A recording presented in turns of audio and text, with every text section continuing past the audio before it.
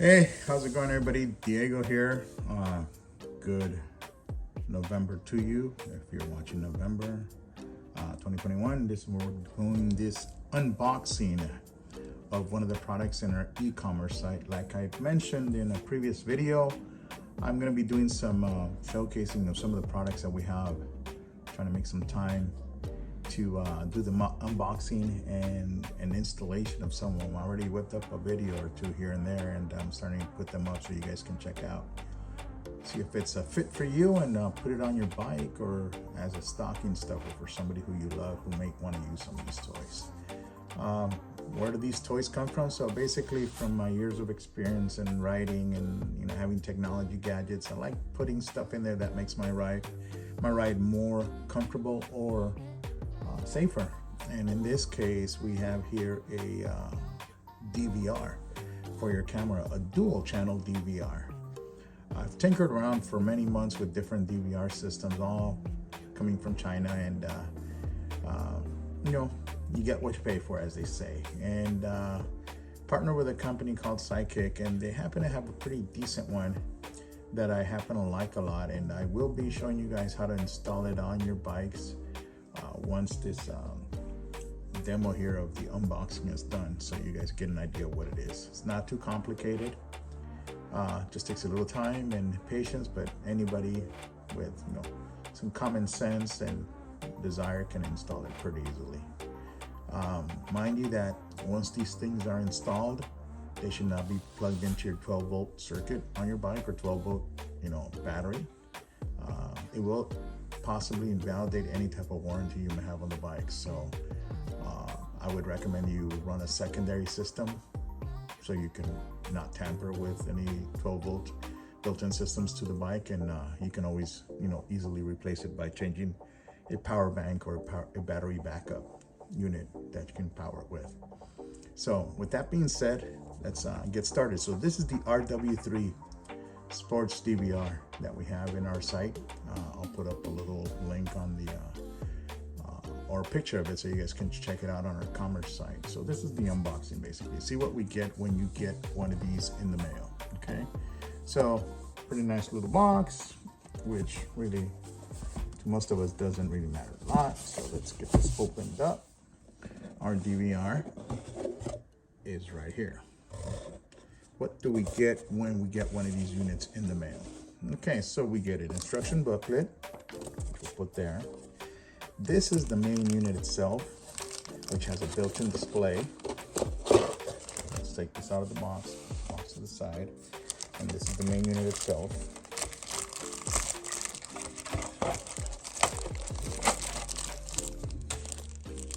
This is the side here.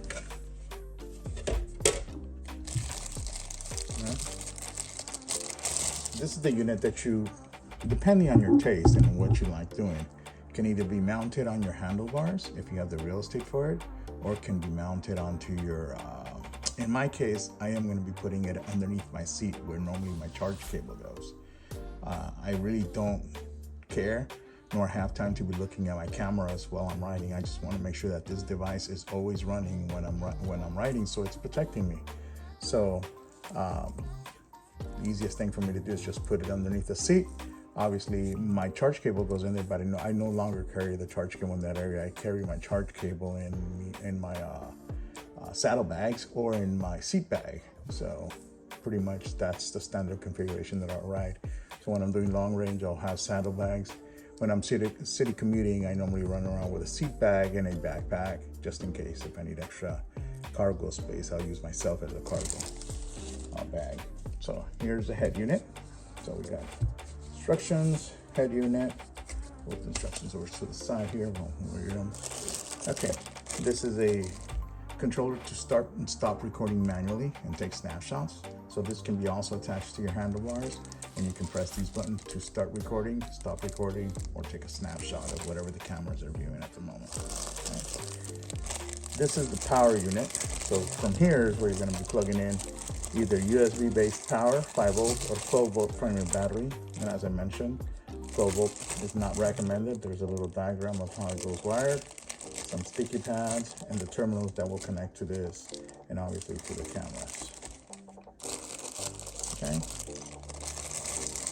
here we have some of the video cable that is going to need it for some of the longer ones. So basically one camera is going to be up front, the other camera is going to be in the back, looking towards the back of the wheel, up to the back of the bike. There's another set of video cables with another camera. So there's two cameras right there. 1080p. I'll read the specs right now. Here's your USB cable. So this is what's going to power it through this to a USB bank. So you'll be able to have some 5-volt power driving the unit itself. So you have both 12-volt and 5-volt if you need to. And then the necessary zip ties and accessories to be able to securely place these cables in an area where they're not going to get in the way or hit any parts that may damage them. And here looks like the mounting bracket for the monitor itself, or for the head unit. So this mounting bracket or mounting pad is screw on for the back of this unit. So we'll take it from there. Boom. All right, so now we've unboxed it. Let's see what the instructions have to say about this. And we'll play around with it. So our instruction guide, what do we have here? So we have a nice guide here. Here's head unit, camera A, camera B, channel A or channel B. A picture of a motorcycle guy. So what's inside the unit? So what's included? Included we have the main unit, front camera, power module, wired controller, rear camera, a mounting piece of hardware, a cleaning cloth. There's the cleaning cloth. GPS tracker. So there is an optional module that I'll see if I'm going to pick some up, and we'll put them on the side. GPS tracker, so you know, so you can keep track of your rides. USB cable, 1 meter, and some zip ties or cable ties. And this is how the unit is composed, and this is how you connect it. So you have basically 1, 2, 3, 4 leads. One goes to the remote controller, one goes to the power, one goes to camera A, one goes to camera B. Pretty simple setup. Doesn't look like it requires a lot. So we'll take it from there. And here's the 12-volt. And obviously you can go USB too if you wanted to. All right, menu and description. DVR installation of the handlebar mounting mount. There's how you install the mounting bar on the handlebar. So there we are, pretty simple. And then how to navigate through the menu. So this has a built-in screen where you can navigate through the menu for the functions of the DVR. So if you want to watch something real time, you can watch it. That's why, has a built-in TFT screen on it, so you can watch that. How to test the systems, make sure that the cameras are properly connected to the DVR. If you have any camera that is not connected, the system may not work properly. You can either power bank it or go to a USB 110 volt adapter that you normally use on your cell phone. Camera installation. The cameras are IP67 rainproof, so they'll take a beating with water. Okay, and shows you how simple it is to plug it in. The end that goes to the head unit to the main unit goes to the camera, and vice versa for the other one, for the other channel. And then obviously this is the old system. The new system doesn't have that. They're all built into everything, so it's a new bracket to mount it on. And then the power module, which then goes to your 12 volt, assuming that you're going to go on the 12 volt if you're going to go on a non-live wire motorcycle. So that's where you would do it. Anything else here? So the wired controller installation, how to stick it onto your bike. And then we also have a app that is going to be enabled. The app, if I'm not mistaken, it's called the DVR Moto, or Moto DVXX. So it's the channel that you're going to be plugging into, because this becomes a hotspot. And then once this becomes a hotspot, you'll be able to connect to it. And once you're connected to it, you'll be able to use the app that is on this barcode here to download it from the App Store or the Play Store, so you can view the footage remotely without having to access the main head unit itself. So for the most part, this is pretty simple. It's going to be just a lot of labor taking stuff apart on the bike, which is behind me right now. So we're gonna start mounting this setup up so you guys can see while I'm working, and I'm probably gonna mount up the camera on my chest so you guys can see what I'm gonna be doing. Obviously I'll fast forward through some of the boring stuff, like taking stuff off, stuff on, but I'll get to the juice of things and to the meat of stuff as soon as possible. All right, guys, catch you guys in a few seconds. We'll start disassembling the bike. All right, so we've gone through the whole disassembly process of, the unboxing process of the unit itself. So here's all the components already kind of ready to go. Some basic assembly where we mount the holding brackets of the cameras onto the camera themselves, because these brackets are going to be then secured to the motorcycle, and you know, you'll be able to properly get the angle that you want. And then obviously we'll talk about where you're going to put it. In my case, it's going to be a little complicated because I have some stuff already on my bike in places where the camera should be. So we'll take into some considerations where we're going to place it, but let's get started now. So here's the bike. She's ready to go. So we got to do some disassembly here. So in my case, since camera is going to go up front, where I have one of my older module cameras here that I haven't taken off from a module that I'm not using anymore, and then my rear camera is back here on my old fender from my 2020 Livewire, which I still have. I got 2021, but I still like my old fender because of my logos that are back there. So there's the other camera, which is always looking backwards. So we have to take off all of this stuff here, all the bags and hardware that support the bags. You have to raise up the seat, possibly take off this lap seat here, the smaller seat. And I don't think we're gonna need to take out any tanks because we're gonna be able to route the cables possibly behind where the old camera was at. So we'll continue that process and then we'll see how that goes. So let's go find a wrench. All right, find some wrenches here.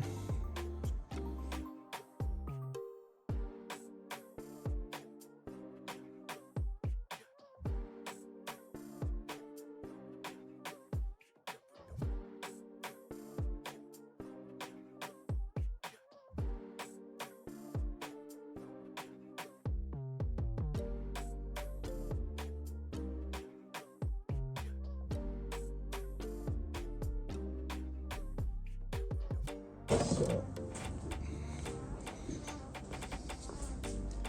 let us see where we stand now.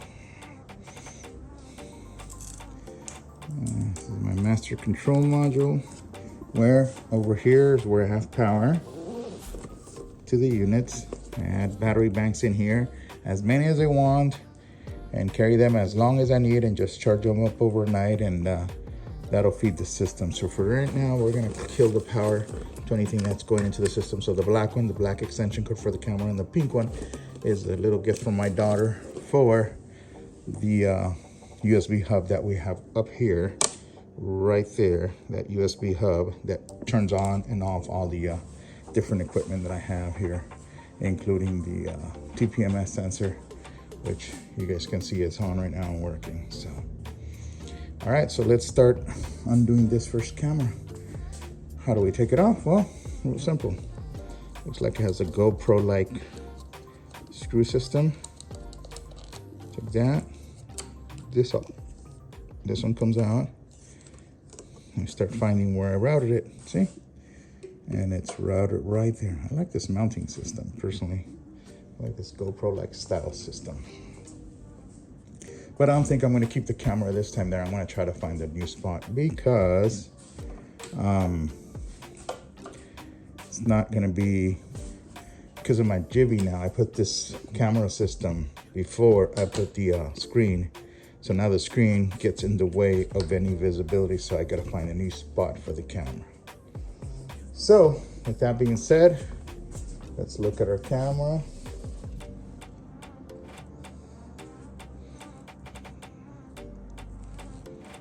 See how long these cables are. First one that they gave us with the system.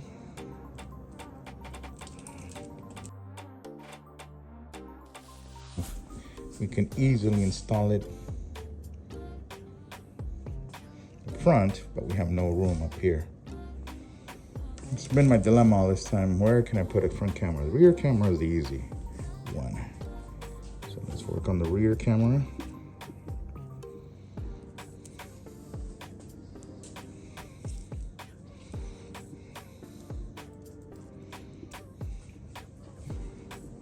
Nice secure connectors.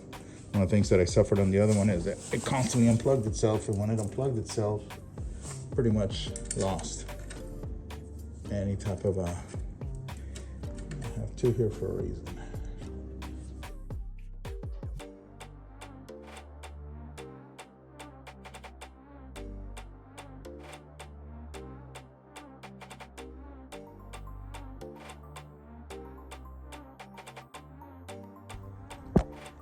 All right, it's been a couple hours since I started this project, but we are now done. So I'm going to detail out what I did and how I did it. It's not completely assembled yet because I want to show you how I wired for my particular situation, but each live wire may be different depending on the hardware you have installed, if you have saddlebags or if you have a shield screen or wind deflector like I do, or if not. So let's start off with the brain unit, or the main unit itself, which is the monitor itself. Like I said, I'm using this space here as the main hub for all the tech gadgets that I'm going to be putting on the bike, starting with this one. And then the secondary location for some wiring is up front, where I'll show you guys. So the main unit is here, and I attached the adhesive glue to it right there, so you guys could see right around here where I attached the glue and then the amount that goes on it. So technically this unit now is secured here. It's not moving anywhere. Put a piece of rubber in the back so it can absorb some of the shock. Not that it matters, but I just didn't want it hitting the back of the tray here where the cable goes. And routed the cables down this way. Now this control unit right here is for the manual record start and stop, which I've never used on my previous systems. I don't think I'll ever use it, but it's here just in case. I could always reroute it and wire it out to the front to the handlebars, but I'm gonna leave it as is for right now. Okay, so I punctured, or I created a bigger hole than what comes with the bike here, and I fed all cables through there. So all the cables that are being routed from here are now being routed through this hole, going down below here.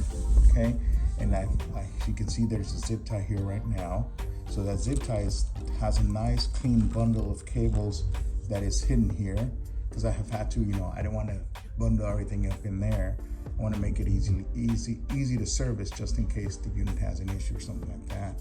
And then obviously one cable, which is the rear camera, came down this way.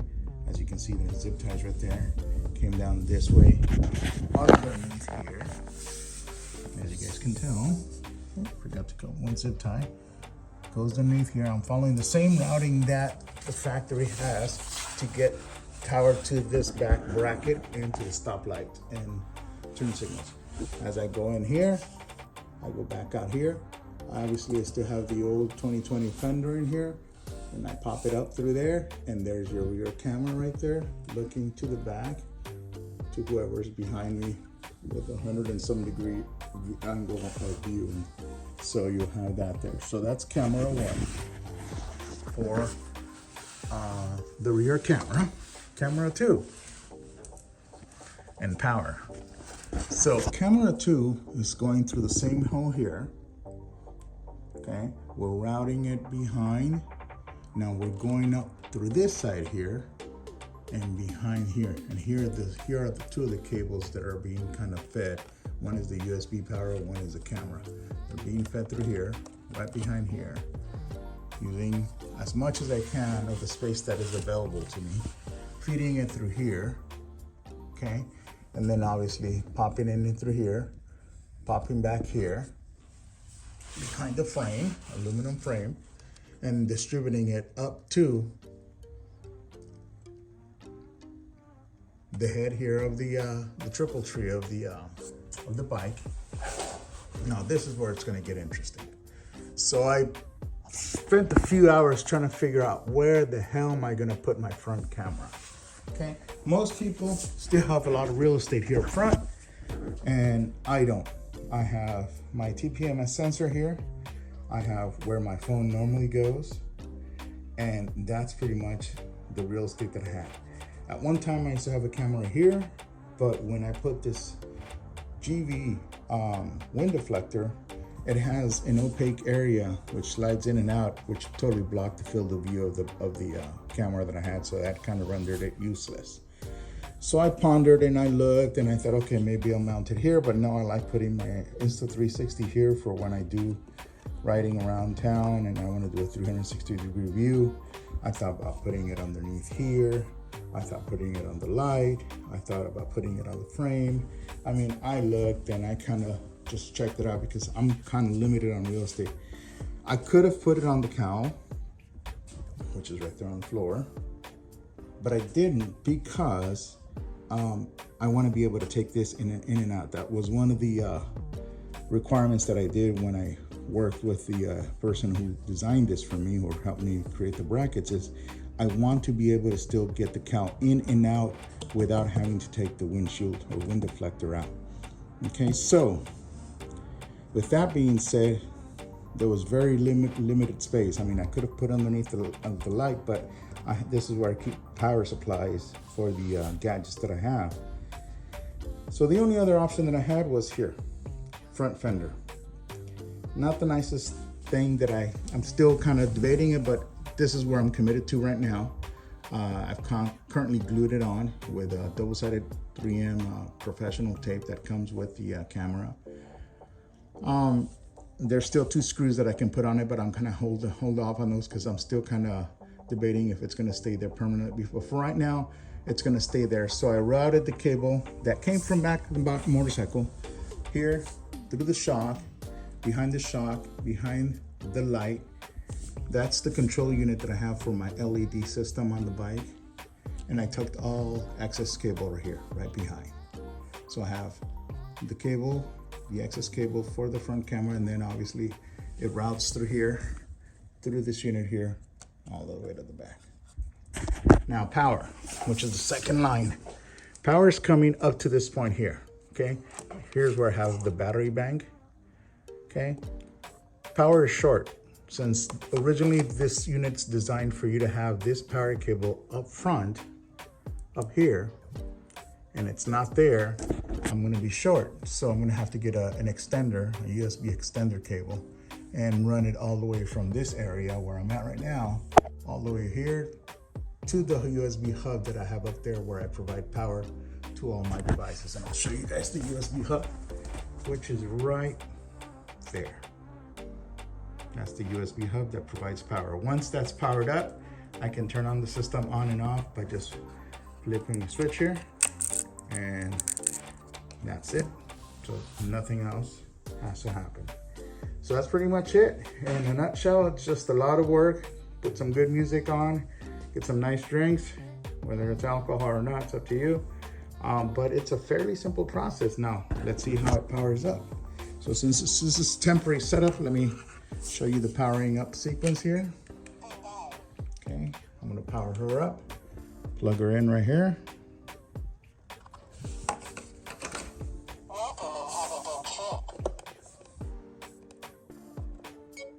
And there we are. So right now we're in the diagnostics mode or menu setup menus. So we can easily switch between the different modes and obviously start configuring the device as needed. But for now, we have 2 cameras. There's right there, both views. It's recording, it says. So it started recording automatically. And then obviously I can change to 1 camera view or 2 camera views, but I'm still kind of tinkering with it. So, but it's working, it's alive. There's the rear camera right there. And image quality is good. I'll try to put up some footage on the video quality once it's captured and downloaded to a computer. But in a nutshell, this is what it takes to set up the sports action camera or a sports DVR system for the Livewire here. And it's not a complicated project. It's just tedious. So have a lot of zip ties and have a game plan. No special tools required except, Torx, in my case, Allen's, and zip ties. And I was able to kind of make this happen. And obviously making that hole bigger, which just took a little bit of a drill bit, so I can drill that a little bit bigger, or even a file. Could have filed it a little bit bigger, so. But it's looking good. Just gotta get that extension for the USB, and we have eyes on the road every single time I get on the bike. Obviously when I plug it into the USB hub. So hope you guys enjoy it. Talk to you guys later. Bye. Hey, forget, you can always get it on the site. It's on the shop. You can get it there. I'll put a link through there, and you could always acquire it through there. All right.